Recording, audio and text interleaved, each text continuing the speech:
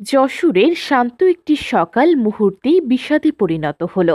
Circuit house পাড়ার নির্মাণাধীন ভবনে এক ভয়াবহ দুর্ঘটনায় মৃত্যু হল দুই তরুণ প্রকৌশলী ও এক পরিশ্রমী শ্রমিকের। মঙ্গলবার সকাল আনুমানিক 11:30টার দিকে ইকবাল মঞ্জিলের 8তলা একটি নির্মাণাধীন ভবনের 6ষ্ঠ তলার সানসেট হঠাৎ ভেঙে পড়ে। নিচে ছিটকে পড়ে প্রাণ হারান প্রকৌশলী আজিজুর রহমান, প্রকৌশলী মিজানুর রহমান মিজান ও সাব কন্ট্রাক্টর নুরু মিয়া। স্থানীয়রা ছুটে এসে আহত নুরুকে উদ্ধার করে যশোর 250 শয্যা জেনারেল হাসপাতালে নিলে চিকিৎসক তাকে মৃত ঘোষণা করেন। চিকিৎসক ডাক্তার শাকিরুল ইসলাম জানান, মাথায় গুরুতর আঘাত ও অতিরিক্ত রক্তক্ষরণে ঘটনাস্থলেই মৃত্যু হয় দুজনের। একজনকে হাসপাতালে আনার আগেই তার মৃত্যু হয়। দুর্ঘটনায় নিহত আজিজুর ও মিজানুর ভবিষ্যতের স্বপ্ন বুকে ধারণ করে এসেছিলেন ভিন্ন ভিন্ন জেলা থেকে, দিনাজপুর ও কুষ্টিয়া। নির্মাণ প্রকৌশলেই ছিল তাদের জীবনযুদ্ধ। আর নুরু মিয়া চাঁপাইনবাবগঞ্জের একজন অভাবী মানুষ, যিনি দিন এনে দিন খাওয়া মানুষদের প্রতিনিধি। নির্মাণ প্রতিষ্ঠানের ম্যানেজার বাবলুর রহমান জানান, 2010 সাল থেকে এই ভবনের কাজ শুরু হয়েছে। কিভাবে এমন দুর্ঘটনা ঘটল তা খতিয়ে দেখা হচ্ছে। তবে স্থানীয়দের অভিযোগ, নির্মাণে ব্যবহৃত হয়েছে নিম্নমানের সামগ্রী।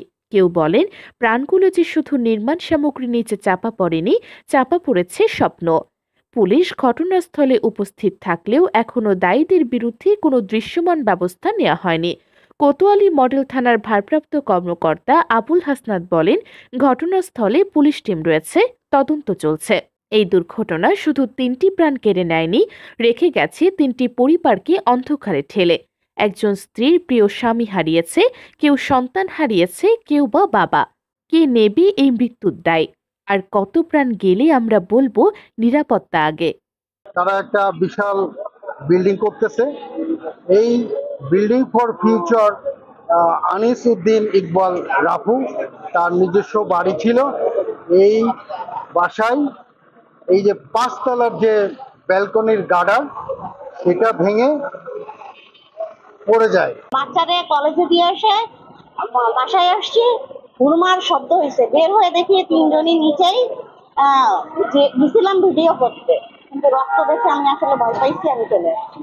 কিন্তু আসলে মর্মান্তিক মৃত্যু আমি মনে করছি, প্লাস এলাকাবাসীও মনে করে যে এটা নিশ্চয়ই বিল্ডিং এর ত্রুটির কারণে শ্রমিকের মৃত্যু। ভীষণ মর্মান্তিক, এটা আমাদের কাম্য নয়।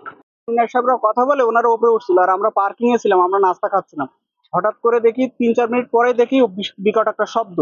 এরপর আমরা ছুটে রাস্তায় গিয়ে দেখি ইঞ্জিনিয়ার সাহেব, 2জন ইঞ্জিনিয়ার এবং একজন সাব কন্ট্রাক্টর নুরু, ওনারা পড়ে আছে এবং ভাড়া ওখানে ভেঙে আছে। একটা দেখলাম যে সানসেট ভেঙে ওনারা পড়ে গেছে। আমরা তখন দ্রুত ওনাদেরকে নিয়ে হসপিটালে নিয়ে আসার পরে এখানে এসে কর্তব্যরত চিকিৎসক ওনাদেরকে মৃত ঘোষণা করে। 11টা 45 মিনিটের দিকে আমরা 3জন রোগী পাই পরপর, যারা একটা বিল্ডিং এ কাজ করতেছিল, মাথা থেকে ভেঙে ওরা পড়ে গেছে, এই হিস্ট্রি পাই। এবং রোগীকে আমরা পাই যে মাথায় প্রচন্ড রক্তক্ষরণ হয়েছে, যার ফলে 3জনকেই আমরা মৃত অবস্থায় হাসপাতালে পাই।